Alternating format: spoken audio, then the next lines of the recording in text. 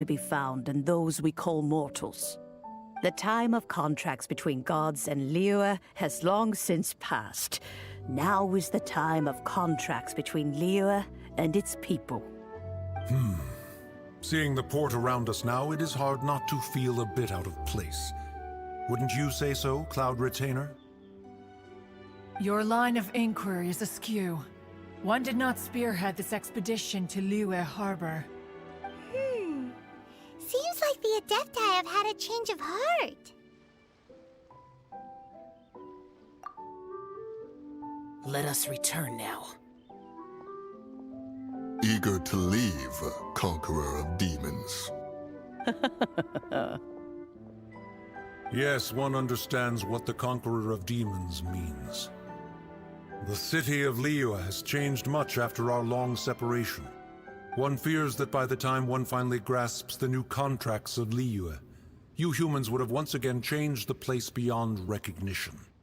Fair enough. Away we shall, and return whence we came. Since we Adepti have consensus, then one shall persist no further. But how will we ensure that the Liyue Chiseng will not simply exploit their power once we depart? In my view, that is still a thing to be guarded against. All right, Mooncarver, you needn't worry. It seems to me that this right of supervision is best left to the people of Liyue.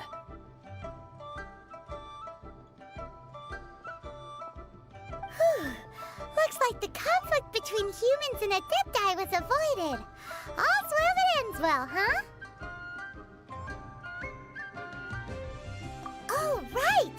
It's nice that we've got peace and all, but we're forgetting one thing.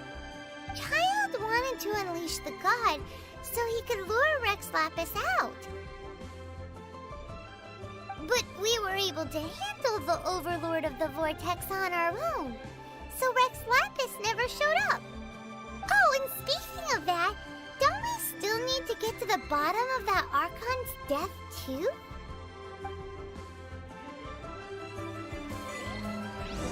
Hyman doesn't get it.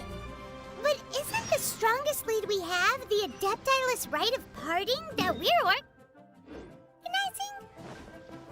No idea where Zhongli's gone. Let's ask for him at Wangshen Funeral Parlor.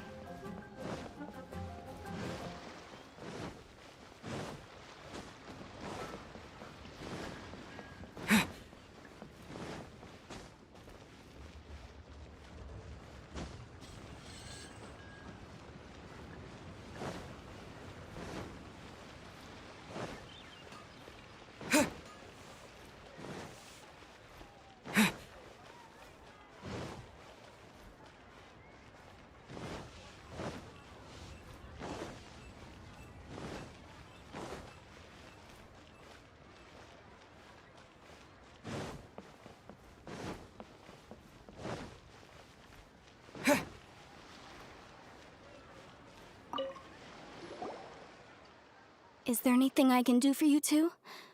I'm afraid that Wangsheng Funeral Parlor isn't in the best state to receive guests. We've come to see Zhongli. Could you please tell him we're here? Unfortunately, Zhongli isn't here at the moment. It seems he went to Northland Bank. Doesn't the Northland Bank belong to the Fatui?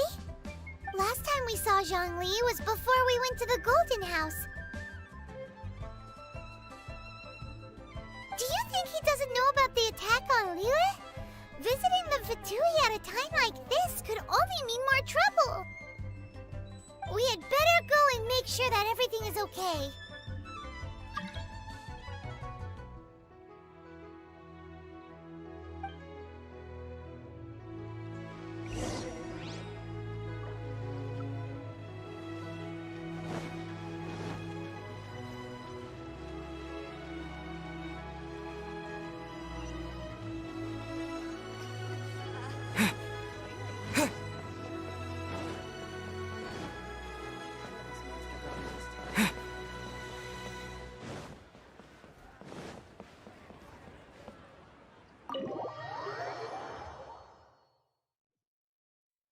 You call this cooperation between Harbingers? Cooperation involves communication, you know. Don't take it to heart, child. Besides, aren't you happy that you got to skip the formalities and bring chaos to the land? I'm sure you must have enjoyed that. Oh, it seems that some of your friends have arrived. Hey, it's Zhongli and Child. And you! You're also one of the Harbingers?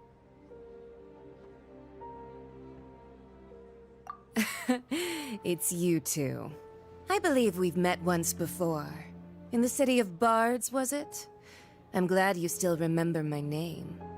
Ah, right. I imagine that it must have been rather hard to forget watching helplessly as something precious was snatched away from your friend.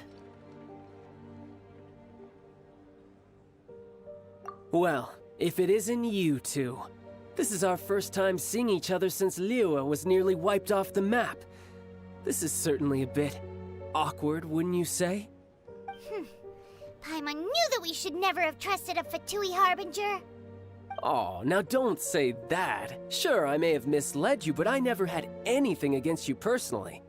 Besides, I thought we were getting along quite well together, didn't you? Except for that little tussle we had at the end. Nothing personal. We just have different views, that's all. Of course, you may very well hold this against me, but that's up to you. The real deceivers here are Senora and Zhongli. Curse them for leading me on. So actually, I think...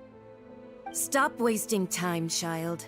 There'll be plenty of time to chat once I'm through here. You remember the agreement, Morax. Now, if you would be so kind. The Gnosis, please. What in the world are you talking about? The contract is fulfilled. That which thou seeketh is now bestowed unto thee. For my promise is solid as stone.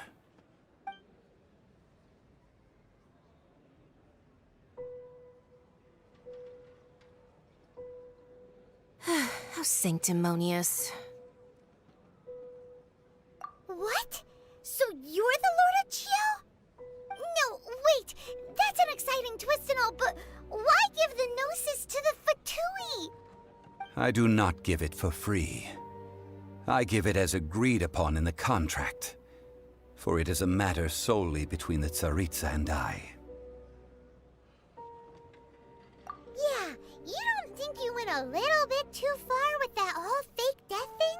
Everyone was preparing the ceremony for you, and splat! This big dragon falls out of the sky, and all of Liyue goes into an uproar.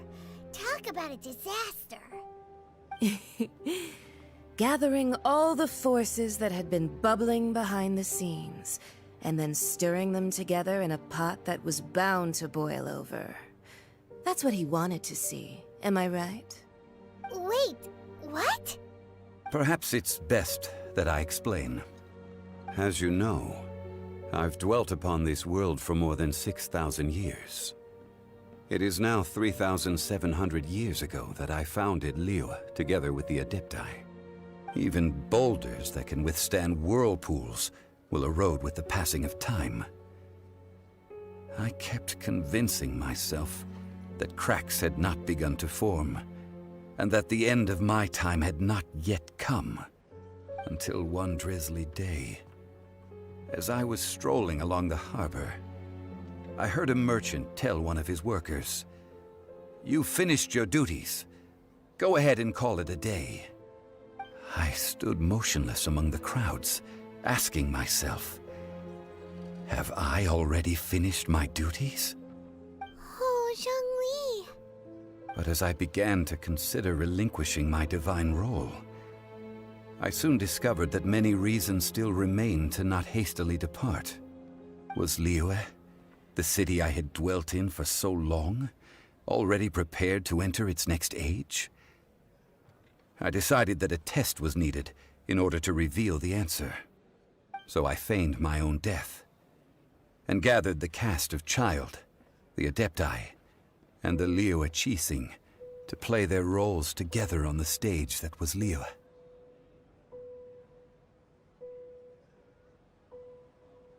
Indeed I was.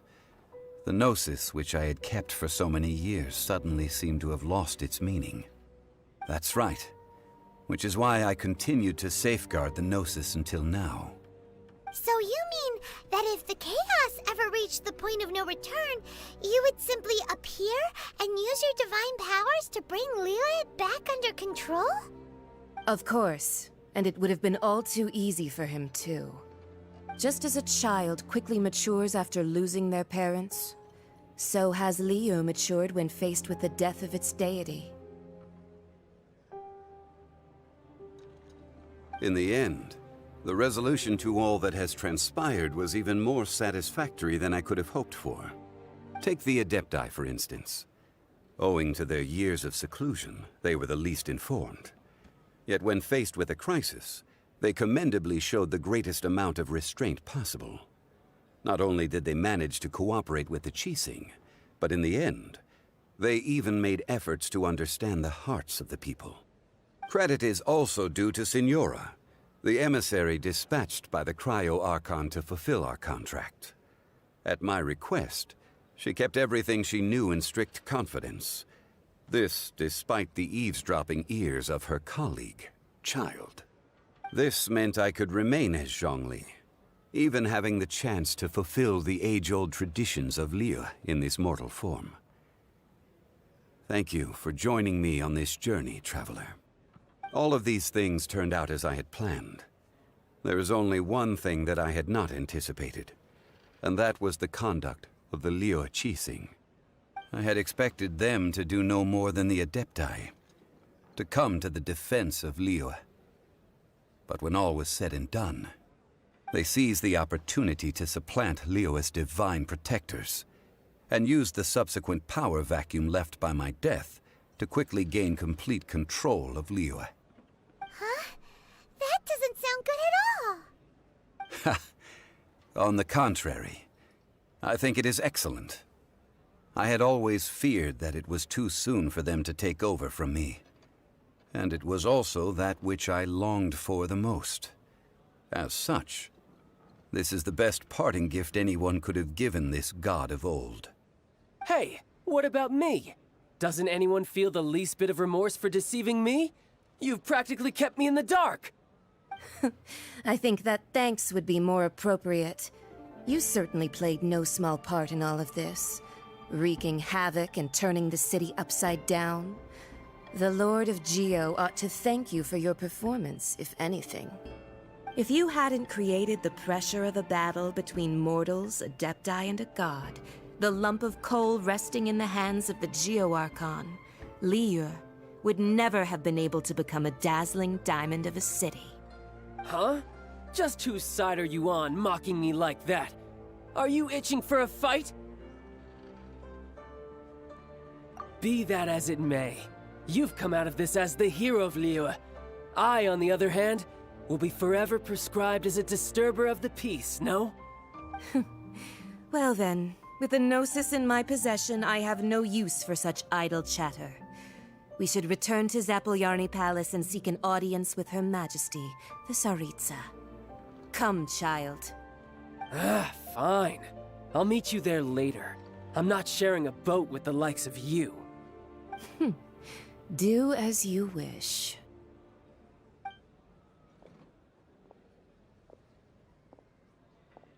Now then, is there anything else you wish to ask me? Right! As Zhongli always told us, a good trade is a fair trade. Paimon has no idea what could be a good trade for a Gnosis. Realistically speaking, there is no such thing. Huh? However, I am the god of contracts. For thousands of years, I have made countless contracts. If the deal was of no benefit, then I certainly would not be inclined to agree to it. My agreement with the Cryo-Archon will be the last of my contracts as the Geo-Archon. My contract to end all contracts. As for the bargaining chip that the Tsaritsa used to balance the scales, uncover that answer for yourself in your future journeys.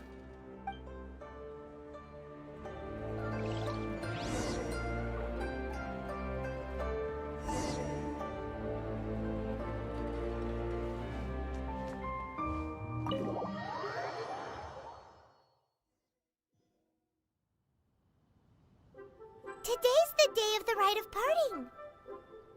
Although the star of the show is fake, we've spent so much time trying to organize it, it would be a real shame not to go there now.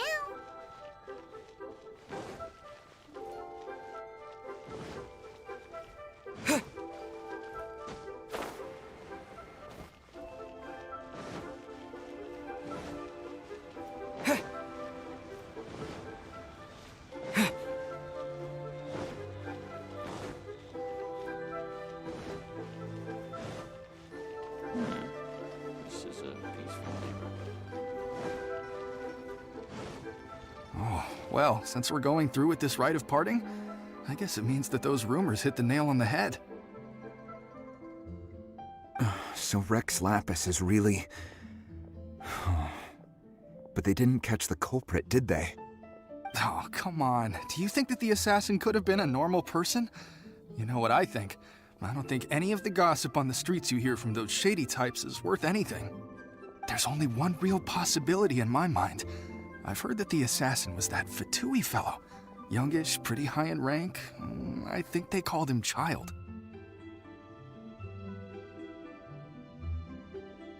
The Fatui?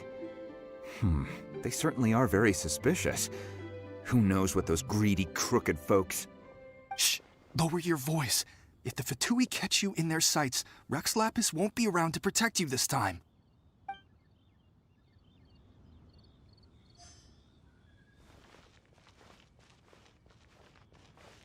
You know that god from the ocean couldn't have just shown up out of nowhere. I mean, it's been 2,000 years since Rex Lapis subdued it. Yes, and to think that this happened right on the heels of the incident with Rex Lapis, too. Say, do you think the person who assassinated our lord and released that evil god might have been one and the same? Now that you mention it, that's very possible. Yes, it's very possible indeed. I mean, it all fits together. That person must have colluded with the evil god to harm Rex Lapis. Oh, that wicked, black-hearted scoundrel. Still, what sort of supernatural prowess must this person possess to be able to do such things? I have never heard of such a person in all my years. Ah, forget it. Guessing's no use to us. Look, the Millilith over there looks like he's about to make an announcement. Let's hear what the Ministry of Civil Affairs has to say first.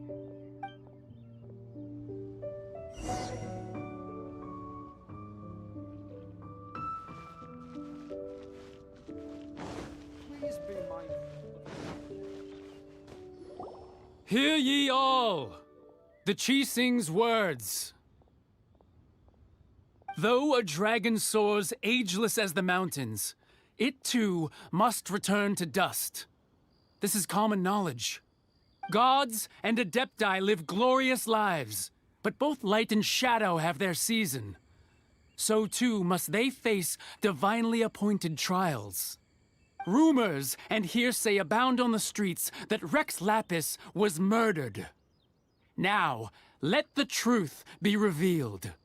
Having been thwarted in his trial, Rex Lapis's soul has recouped the celestial heights. He beseeches the people of Liyue to grieve not and to let not their hearts be saddened. Nor are they to believe street-born rumors or indulge in baseless speculation.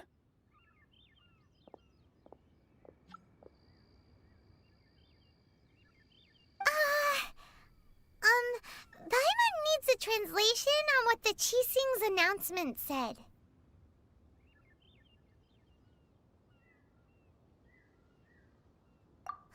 So that's how they're spinning it. Something feels off. Why would they suddenly give up looking for the murderer?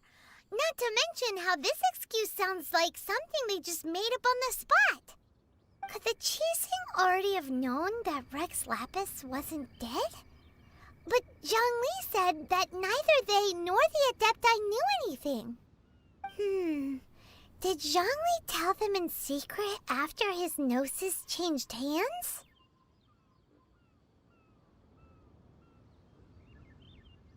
Exactly, right?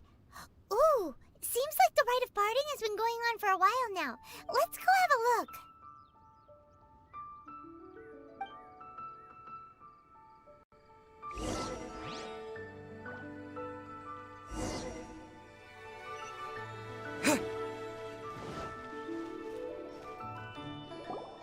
Look, it's Ningguang and Keqing. Are they saying something? Are their speeches over? As said previously, Rex Lapis's soul returning to the heavens is the end of the contract. And it is also the end of an era. 3,700 years of contracts burnt and reduced to ash. We, the people of Liyue, were indeed prosperous. But blinded by our prosperity, we forgot that time can be pitiless. The long, unending dream of our Archon walking among us. Now that we have awoken from our dream, we must learn to say farewell. Will you stand with us as we re-establish our contracts? As we build a new age of prosperity? So concludes the words of Her Eminence the Tianquan. Does Her Eminence the Yuheng have anything to add?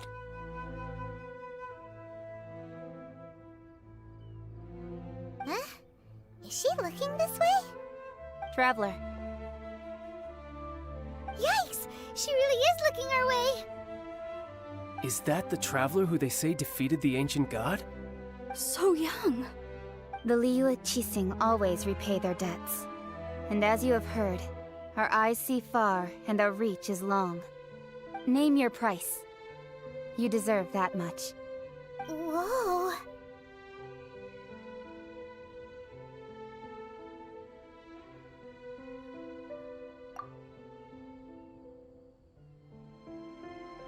Well, could you help me put up some missing person posters?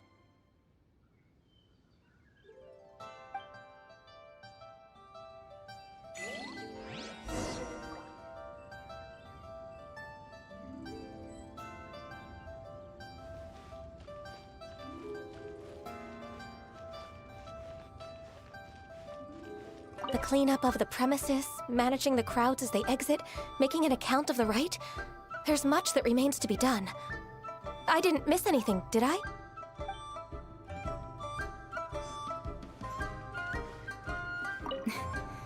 Why, you... Were you just trying to look cool earlier, or are you really that selfless? If you were looking for someone, you could have just told me that in private.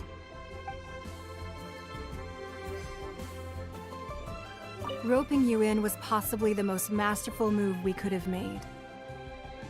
I believe that future generations will say so too when our deeds come up for their review.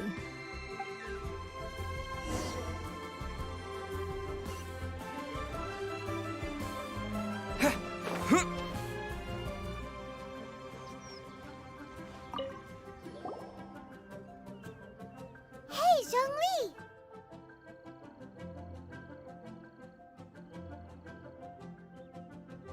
Look at this!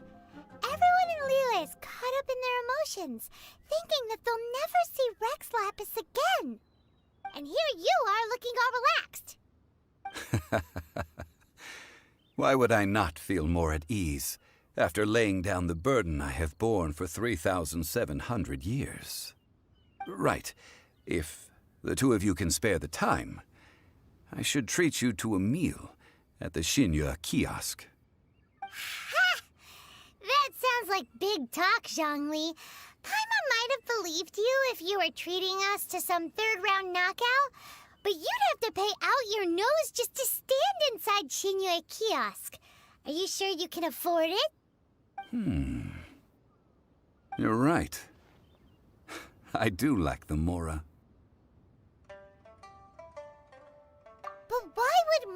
Rex lack Mora? As the Rex Lapis Morax, I can easily create Mora. But since I have chosen to walk this earth as the mortal Zhongli, I should abide by the same rules that mortals do. When I was journeying with you, though I still had the Gnosis in hand, I knew that I must soon retire from my role as an Archon. So I had to rehearse a little for my new life. Oh, no wonder! Paimon gets it now. You didn't look at the price tags when we were spending because you've never had to. But since you weren't used to not being able to just make more Mora as and when you wanted to, you had to try becoming